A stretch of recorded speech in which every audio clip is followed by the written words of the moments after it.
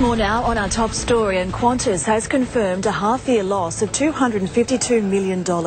In a major shake-up of the airline, 5,000 jobs will be cut as a flying kangaroo works to fill a gaping hole in its finances. Joe Hill has been following the story all morning and joins us now live from Sydney. And Joe, we're starting to get reaction on the news today. Yes, Hermione, I have with me this morning Tony Sheldon, the National Secretary of the Transport Workers Union. That's the union that represents all of these workers that are likely to lose their jobs. Tony, thank you for your time.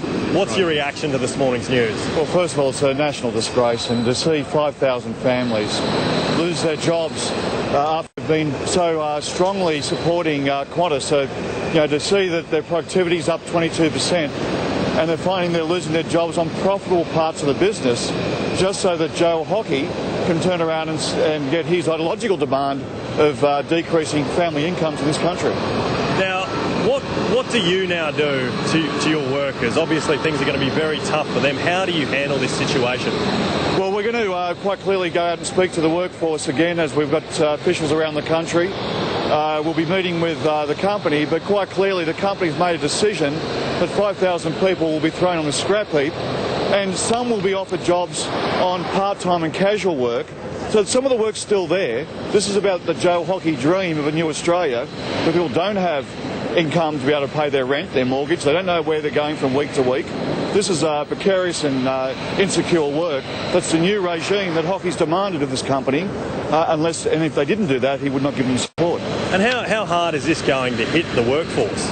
Well, we've seen there's families that 10, 20, 30 years that work all at Qantas that have seen it being profitable for 2 decades, and then seen this new board come in and its executive team pay themselves an 82% wage increase since 2010, and now turning around and still following the same failed strategy that's led to these losses over these last number of years. Now, there was speculation of possible strike action. Are you in a position to comment on that?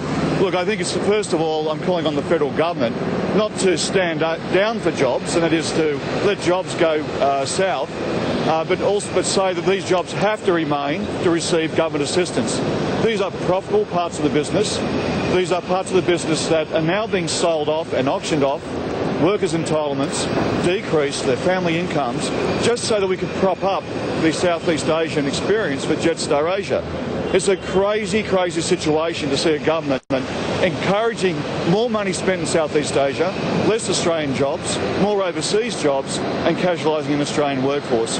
Now, the second step, of course, in all that, if the government fails to act, and that is I'll be saying to the workforce, and it's their call, but they'll certainly have my support if they're prepared to take direct action over these announcements today. And to put you on the spot, should Alan Joyce resign? Look, I think that this is what's clear here, and that is that Joe Hockey has put his money, our taxpayers' money, and his guarantee behind the board. In overseas, when there was the car industry bailout, when the financial system and banks were bailed out, they required board members and executive teams to be gotten rid of. In the case of this government, they're actually rewarding incompetence. Quite clearly, that incompetence means that the board has 2 choices: either change direction, change their executive team, or get out. Tony Sheldon, thank you very much for your time. Hermione, the reaction to this story will be huge throughout the day, and of course we'll have all the details in 10 Eyewitness.